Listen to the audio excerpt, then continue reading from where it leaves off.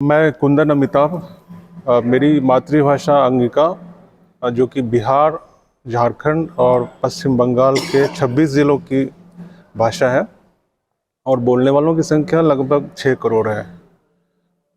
हम लोग वर्षों से, मैं 40 वर्षों से इसमें साहित्य की रचना कर रहा हूँ और 2004 से मैं अंगिका.com एक वेबसाइट भी चला रहा हूँ जो अंगिका भाषा को ही समर्पित है। और इसमें बोलने वाले, लिखने वाले हज़ारों में हैं और बोलने वाले तो करोड़ों में हैं। जहाँ तक मातृभाषा को संवैधानिक दर्जा देने की बात है तो हमारे संविधान में ये मूलभूत अधिकार में ही शामिल है कि सभी को मातृभाषाओं में काम करने का मौलिक अधिकार मिला हुआ है। इसमें कोई भी नहीं बोल सकता कि आप अपनी भाषा को क्यों बोल रहे हैं कि दर्जा दिया जाए, यानी ऑलरेडी ये संवैधानिक अधिकार मिला हुआ है।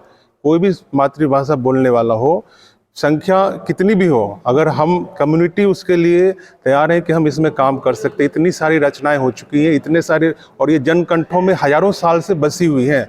कब इस भाषा का जन्म हुआ कोई नहीं जानता।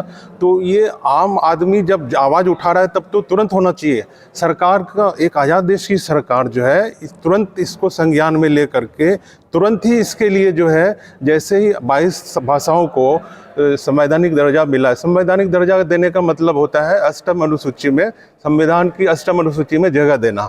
आपने कुछ भाषाओं को तो दिया है, लेकिन बाकी कई भाषाएं हैं और ये भाषाएं सैकड़ों की संख्या में है। लेकिन 38 भाषाएं जो है ना, ऑलरेडी कई कमिटी द्वारा अनुशंसित है। सीताकांत महापात्रा जी इधर के ही थे, उड़ीसा के, उन्होंने अनुशंसित किया है 38 भाषाओं को, जिसमें अंगिका, कौशली सहित 38 भाषाएं हैं।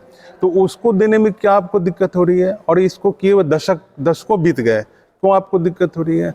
इसके लिए बहुत बहाना बनाया जाता है। पहली बात तो ये होता है कि भाई कितनी भाषाओं को हम जगह देंगे, इसे बनाएंगे तो इस दूसरी भाषा का अस्तित्व खत्म हो जाएगा।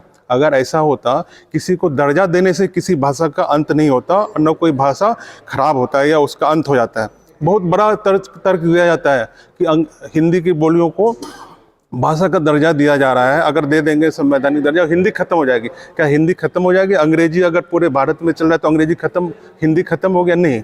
जब अंग्रेजी से, जब हिंदी नहीं खत्म हो सकता तो फिर हिंदी की बोलियों को आप संवैधानिक दर्जा देते हैं तो हिंदी खत्म नहीं होता, बल्कि हिंदी विकसित होगी। भाषाएं जो विकसित होंगी, मातृभाषाएं, इससे हिंदी और विकसित होती है, क्योंकि शब्दकोश जो है ना संरक्षित होगा। बोलने का जो आपका लहजा है, अलग अलग है, वो सब संरक्षित होगा। तो एक जैसे आज इंग्लिश हम 20 कंट्री में बोलते हैं, Indian English, USA English, UK English, अलग अलग नाम देते हैं। उसी तरह एक ही भाषा को मराठी नागपुर तरफ कुछ बोला जाता है, मुंबई में कुछ बोला जाता है। हिंदी हम यहाँ कुछ बोलते हैं, मुंबई या हिंदी अलग है। तो हिंदी को भी आप डिवाइड कर दीजिए।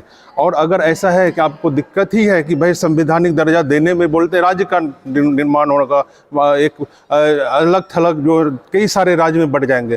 तो भारत इतना बड़ा देश है कि इसमें कम से कम तो मेरे हिसाब से 500 राज्य भी हो तो कोई दिक्कत नहीं है। यहाँ का जो एक राज्य है कई कंट्री से बड़ा है, और वहाँ अलग लाभ। यूरोप का उदाहरण ले लीजिए, उधर एक छोटा सा country UK, France, Germany, Italy, छोटा छोटा देश है, जो कि यहाँ कई राज्य, उतने देश तो एक राज्य में समा जाएंगे। उनकी अलग अलग भाषा ही पहचान है। तो क्या पूरा देश खत्म हो रहा है? वो पूरा विश्व खत्म हो रहा है? भाषा जो है बहुत गहरे पैट समाये हुए हैं सभी लोगों के कल्चर में। भाषा मतलब कल्चर, कल्चर मतलब हम आदमी सारी चीज़ों को लेकर ढोते हैं। आप एक आदमी की इतना कम्युनिटी उसके लिए लगा हुआ है, और सरकार जो है आँख कान मूंद कर सोई हुई है।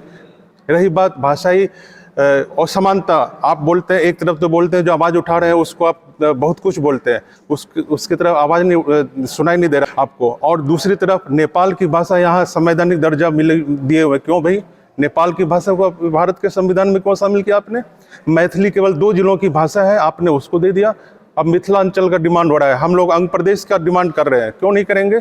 जब आप 2 जिलों की भाषा को भाषा का दर्जा देते हैं और जो 26 जिलों की भाषा है उसकी तरफ ध्यान भी नहीं देते। और कुछ भी ध्यान नहीं देने का मतलब है आप कुछ भी ध्यान नहीं देते, उल्टा आप उसको निराश करते हैं। तो ये चीज़ जो है ना, सरकार के तरफ से कोई भी नियम नहीं बना हुआ है कि कोई भाषा, गढ़वाली को आपने दे दिया, डोंगरी को क्यों दे दिया? डोंगरी को आपने कितने लोगों के द्वारा बोली जाती है? जब कुछ चंद हजार लोगों द्वारा बोली जाने वाली भाषा को आप संवैधानिक दर्जा देते हैं, तो कोसली तो 10 जिलों में बोली जाती है, अंगिका तो 26 जिलों में बोली जाती है, करोड़ों लोगों द्वारा बोली जाती है, आप क्यों नहीं करते? तो ये संविधान अगर आप नहीं दे सकते, मेरा तो यही कहना है कि आप या तो आप अष्टम सूची हटा दो ना, सारी भाषाओं को एक समान रख दो, कोई भी डिमांड नहीं करेगा कि अष्टम अनुसूची में डालें। लेकिन अगर आपने 22 भाषाओं को दिया है तो 38 भाषाओं को तो आप अतिशीघ्र डालिए। उसके अलावा भी भाषाएं हैं बहुत सारी, आप जो है अपनी टीम बनाइए, रिसर्च बैठाइए, रिसर्च टीम, और उन भाषाओं को भी संरक्षण प्रदान कीजिए। ये अंतर्राष्ट्रीय भाषा दिवस के अवसर पर हमारा ये डिमांड है।